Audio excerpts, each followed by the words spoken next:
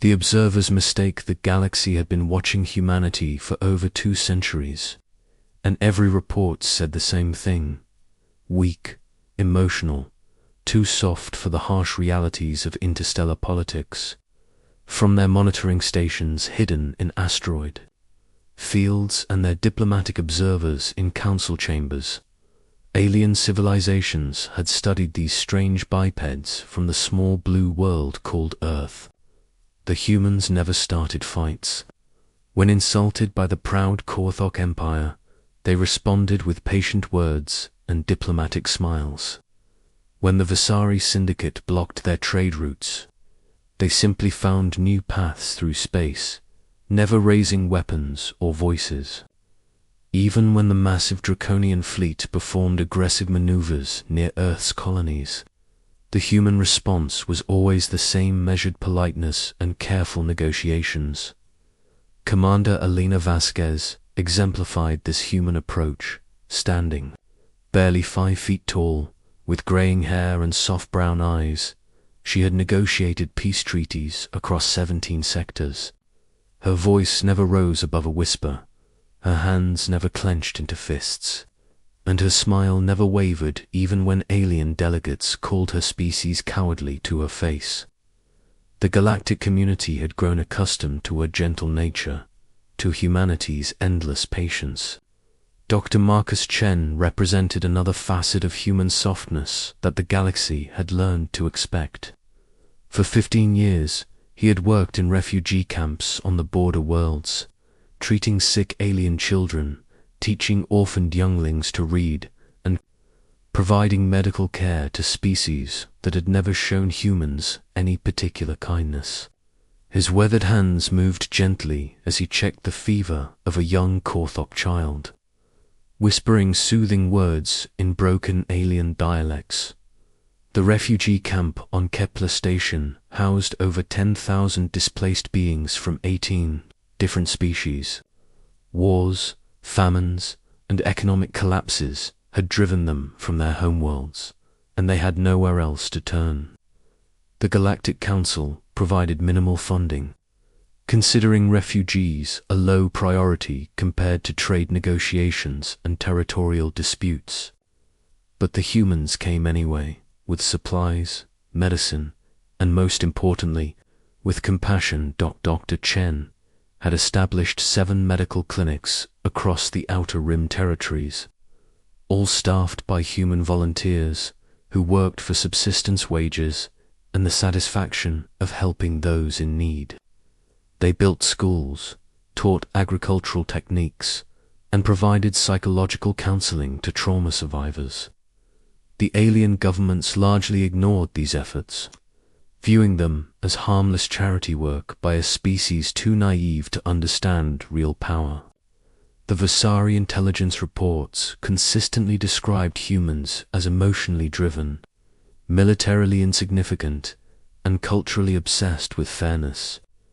The Korthok military assessments concluded that Earth's defensive capabilities were adequate for a minor power but insufficient for serious conflict. Even the Draconian War Council, known for their thorough analysis of potential threats, classified humanity as non-hostile, non-strategic, minimal threat level.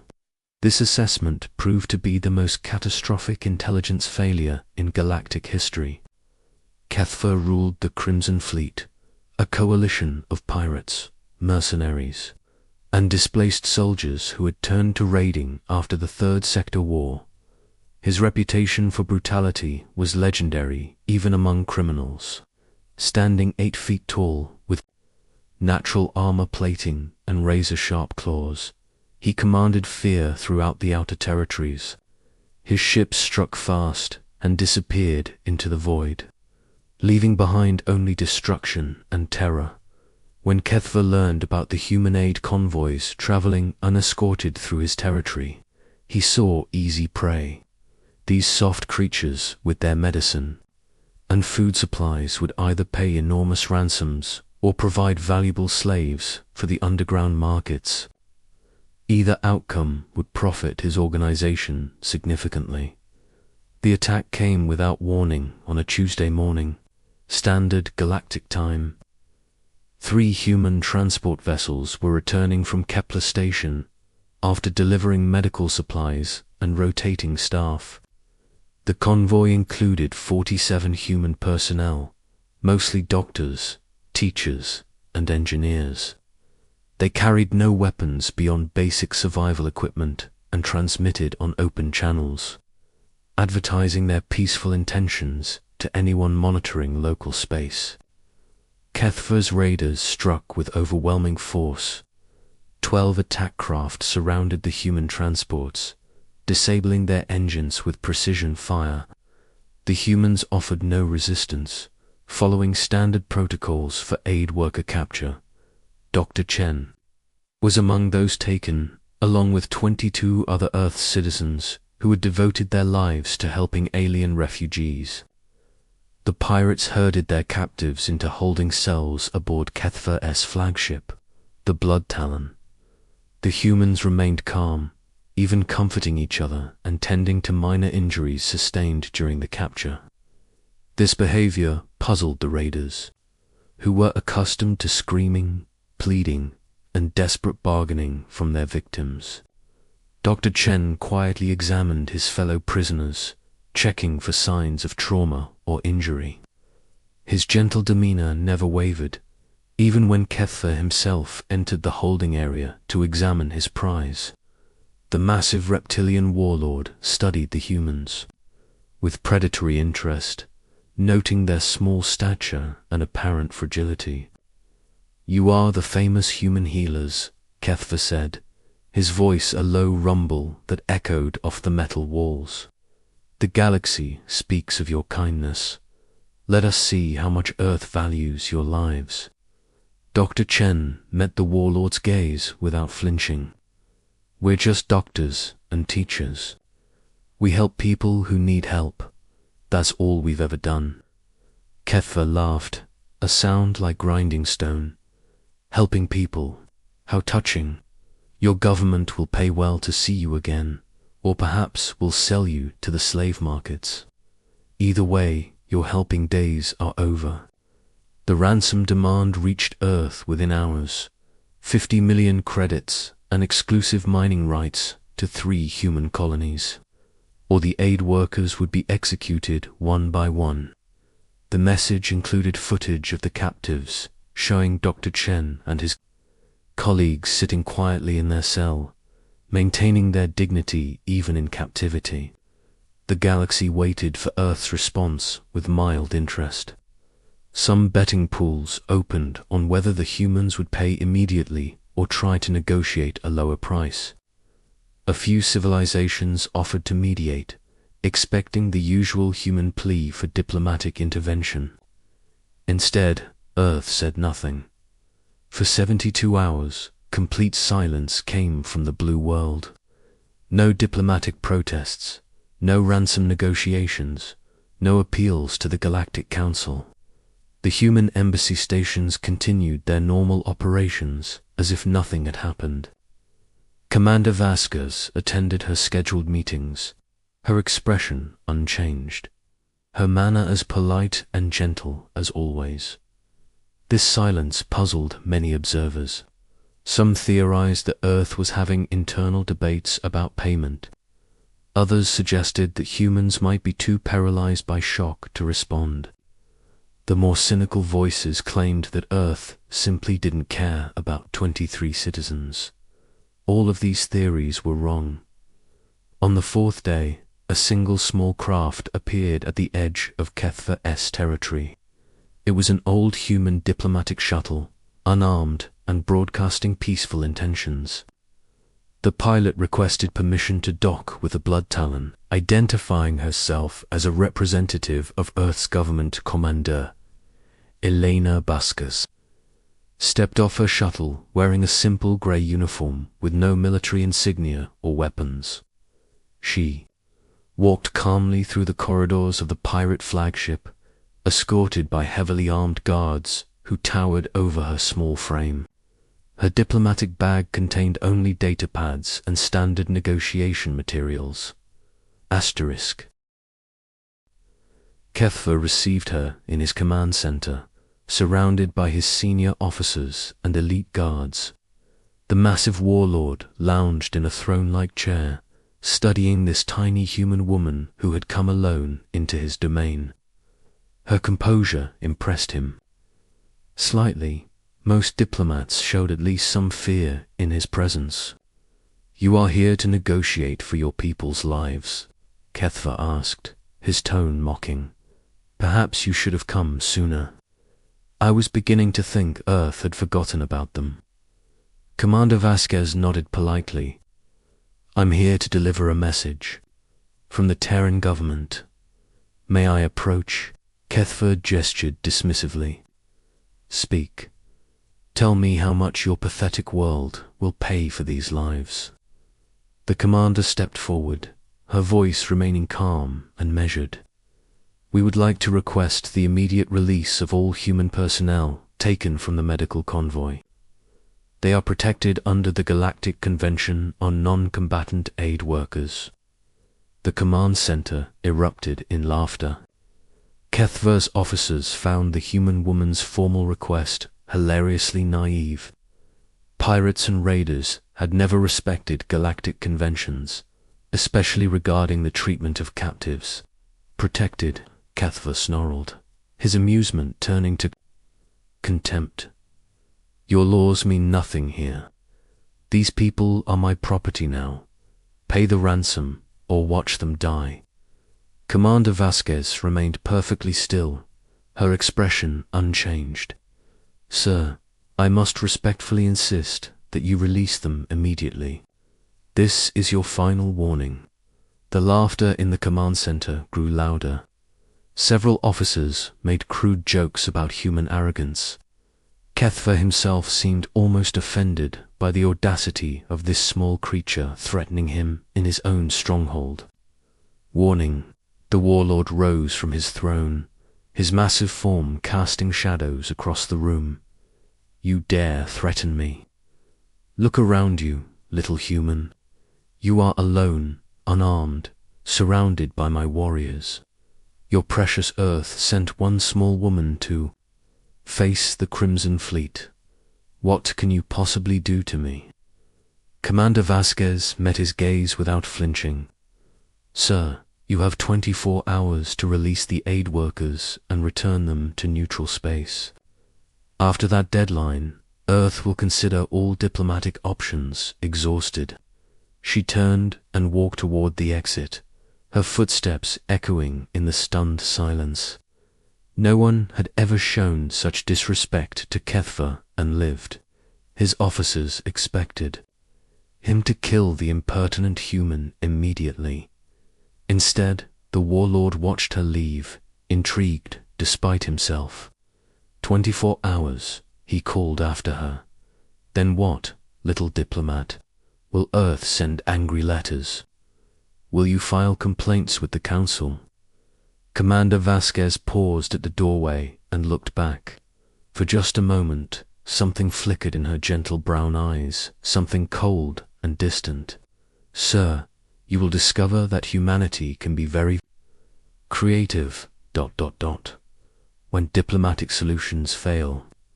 She departed in her small shuttle, leaving Kethva and his forces to contemplate her words. Most dismissed the exchange as typical human bluffing. A few officers, veterans of countless battles, felt an unexplained unease. Something in the tiny woman's manner had suggested depths they couldn't fathom as the 24-hour deadline approached. Kethva made his decision.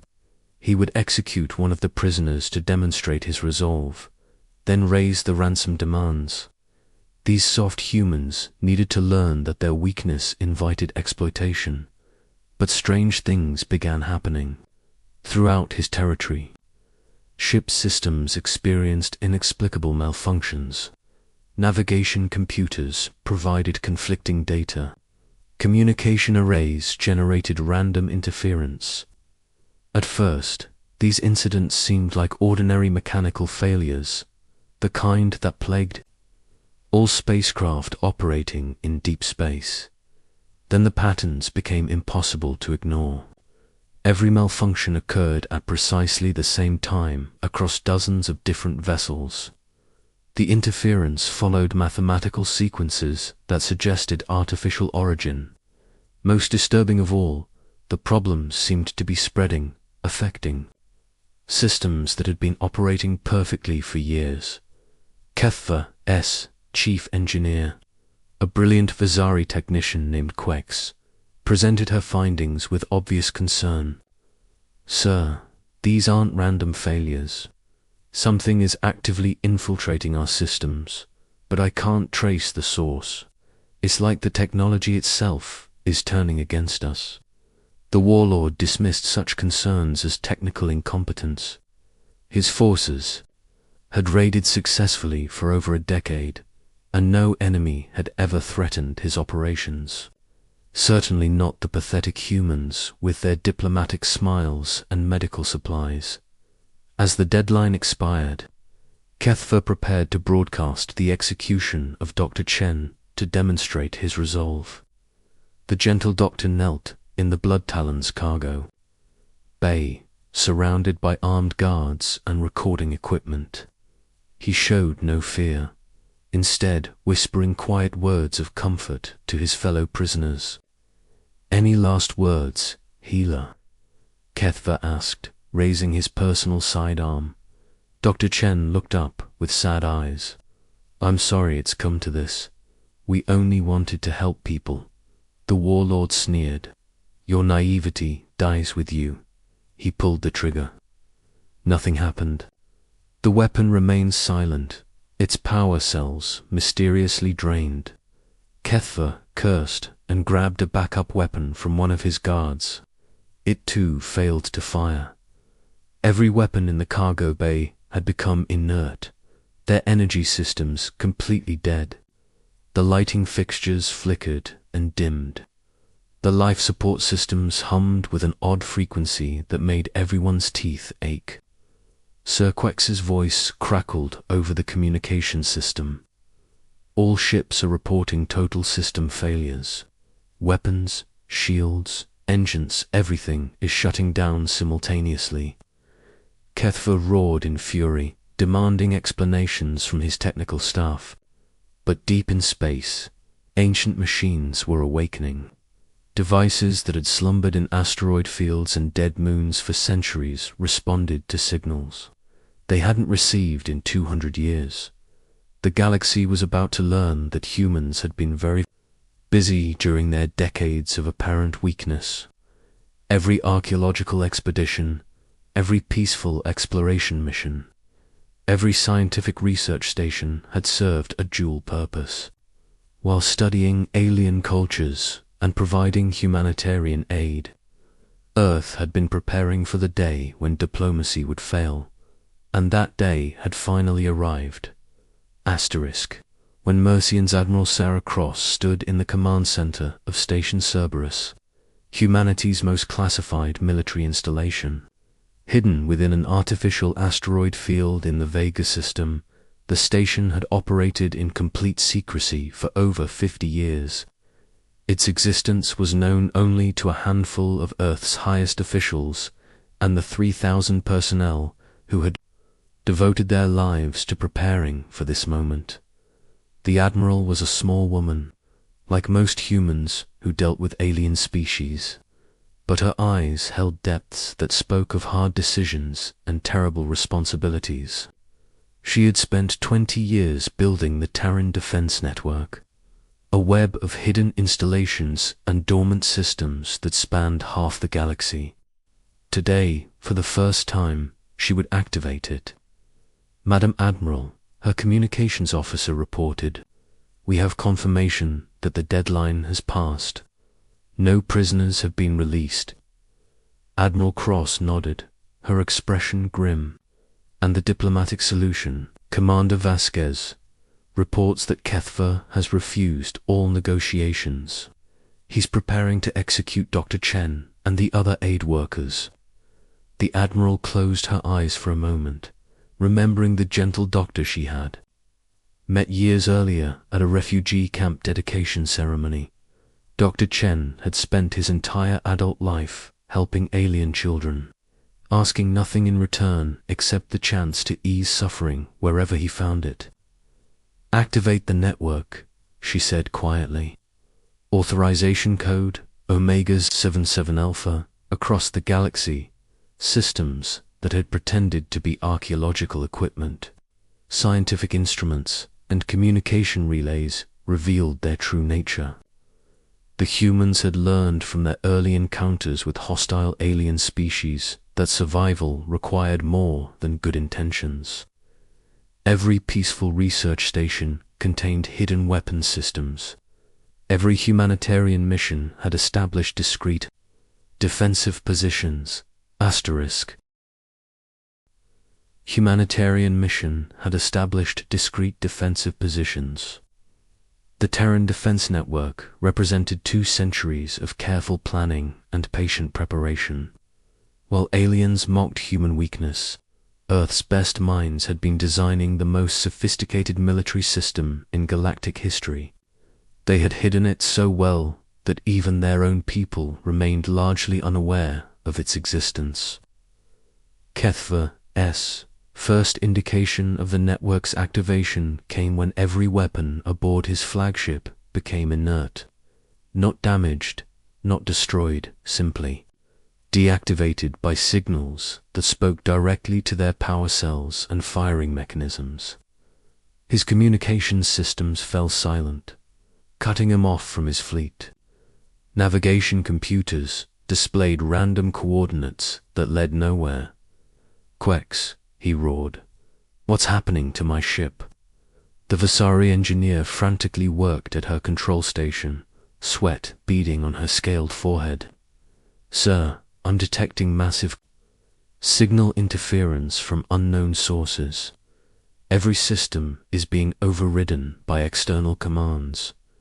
"External commands from where?" "Everywhere," she whispered. "The signals are coming from everywhere." Throughout HFY's territory, his raiders discovered that their ships had become useless. Engines died in mid-flight, leaving vessels drifting helplessly. Weapon systems refused to acknowledge targeting commands. Most disturbingly, the ship's life support systems began operating according to schedules that their crews couldn't modify. The pirates found themselves prisoners aboard their own vessels, dependent on systems they no longer controlled. Panic spread through the Crimson Fleet as commanders realized they had lost all tactical capability in a matter of minutes. Admiral Cross monitored the operation from Station Cerberus, watching status reports stream in from network nodes across 17 sectors. The system was performing flawlessly, isolating and neutralizing threats with surgical precision while avoiding any damage to non-combatant vessels or civilian populations. "Admiral," her tactical officer reported, "all hostile vessels have been disabled. We have complete control of HFY's fleet. Casualties? None. All personnel aboard the raider ships are alive and unharmed. They're just ... contained." This was the genius of the Terran Defense Network. Rather than destroying enemies, it simply rendered them helpless. The system could disable any technology that used standard galactic power sources and communication protocols. Since humans had helped establish those standards through their peaceful scientific cooperation, they had built backdoors into every system. Commander Vasquez received authorization for the final phase of the operation. Her small diplomatic shuttle approached the Blood Talon, but now it carried additional passengers, a team of Terran Special Forces operatives who had been waiting in hidden compartments throughout the negotiations. The boarding was swift and efficient, with all weapons disabled and security systems under network control. The human team encountered no resistance. They moved through the pirate vessel like ghosts, stunning any crew members who tried to interfere, but causing no permanent harm.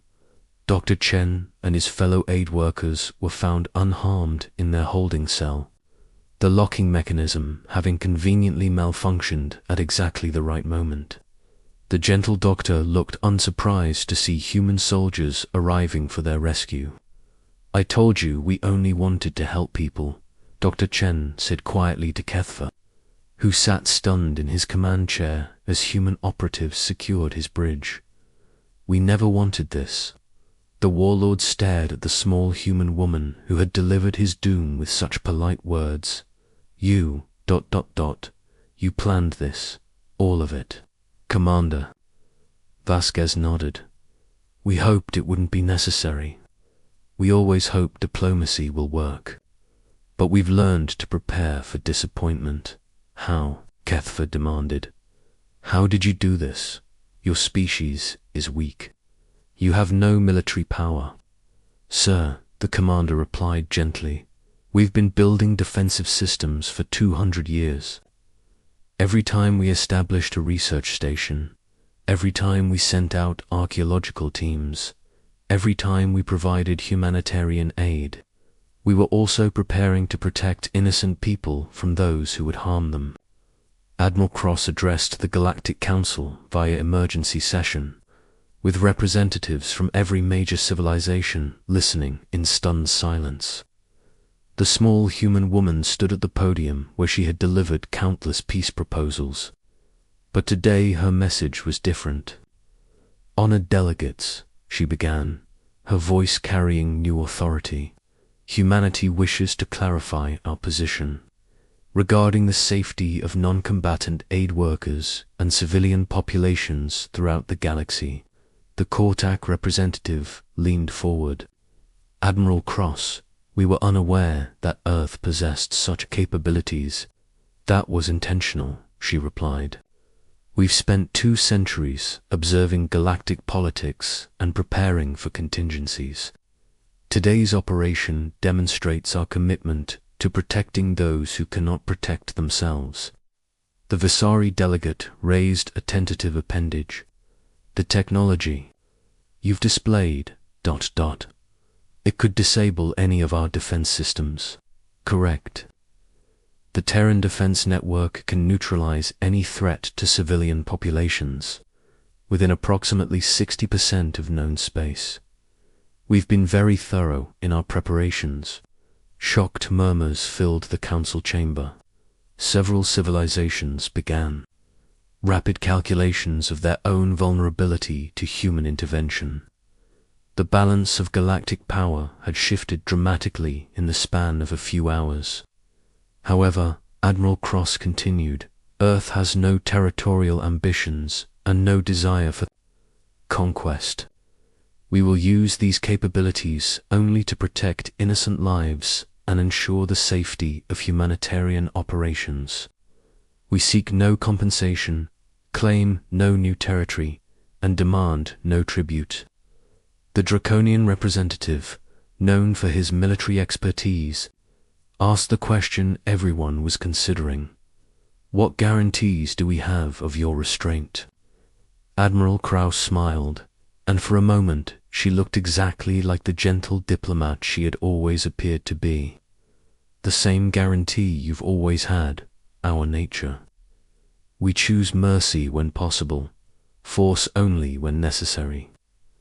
Today's events were necessary. Dr. Chen returned to his work at the refugee camps, but now his medical stations operated under explicit galactic protection.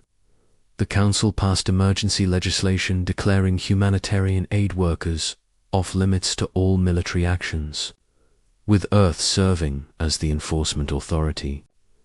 Kethva and his forces were released after 3 days of captivity, their weapons permanently disabled and their ships marked with tracking beacons. The warlord himself was transported to a council prison to await trial for violations of the non-combatant protection accords. As news of the operation spread throughout the galaxy, a new phrase began appearing in diplomatic communications, military assessments, and popular culture. Aliens would describe humans as peaceful, Yes, but harmless only if you never cross the line. The line, as it turned out, was drawn around every innocent life in the galaxy, and humanity had spent 2 centuries ensuring they had the power to defend it. Commander Vasquez returned to her diplomatic duties. Once again, the soft-spoken negotiator who preferred compromise to conflict. But now, when she spoke in council sessions, delegates listened with new attention. Her gentle words carried the implicit backing of the most powerful defensive system in galactic history. The galaxy had learned a crucial lesson about Earth's inhabitants. They were exactly as kind and peaceful as they appeared. They were also exactly as dangerous as they needed to be. The 2 aspects weren't contradictory, they were complementary, representing a species that had chosen to be guardians rather than conquerors. Dr. Chen continued treating alien children. In refugee camps, his weathered hands as gentle as ever.